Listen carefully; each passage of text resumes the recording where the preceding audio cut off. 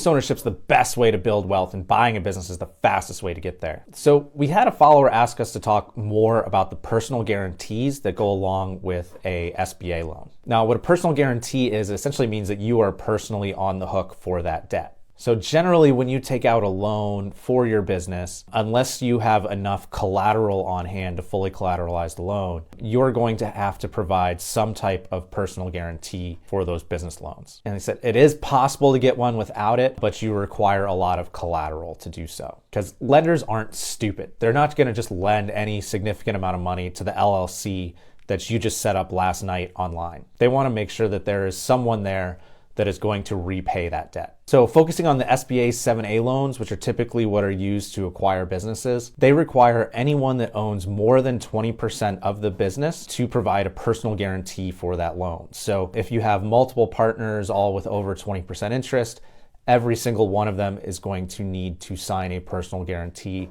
for that loan. If you have smaller investors that their position is less than that 20%, then they do not have to sign for that loan. Overall, someone has to. So if you have a whole large group of people and nobody adds up to over 20%, the bank is going to require someone to provide a personal guarantee for that. And basically what that means is that they're going to put a lien on almost everything that you have that can be used as collateral. And unfortunately, that does include your home. So it does mean that your house can be at risk of foreclosure if you do not pay back your SBA loan. Now, the good news is the bank doesn't want to foreclose on the home.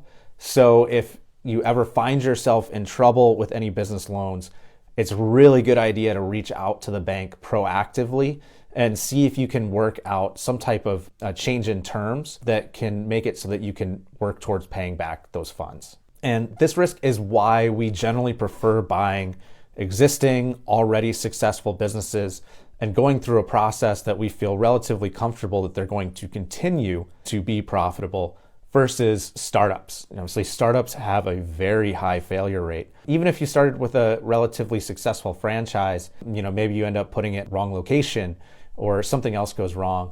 It's just a lot less risk to buy an already successful business. It's still really risky, but relative to other things, it's a good risk reduction. So that's why it's really important when you're looking at a potential business acquisition to do your full due diligence, verify the cash flow. That's why we say when we look at a listing, we say advertised cash flow. We need to make sure that advertised cash flow is real cash flow because a lot of times it isn't. So it's your job as the buyer to go through and evaluate that. You want to stress test the business. What happens if there's a 30 or 40% drop in revenue? Can I still make that loan payment? And if the answer is no, you don't want to do the deal. And what is somewhat helpful is that the banks do go through a pretty lengthy diligence process before they give you the loan. And it helps you in a way. It's still possible they can give you a loan that might end up going bad, but it's another set of eyes. And if you get upset that they turn down your loan, you should maybe think of it a different way. Maybe the bank's doing me a favor by not offering this loan to me because they don't believe it can be paid back. And they have seen more deals likely than you have. So just keep in mind, you can never fully eliminate risk. Buying a business is very risky, but it's also very high reward. So reach out if you want to talk more. Let us know if you have any questions or types of businesses you want to cover.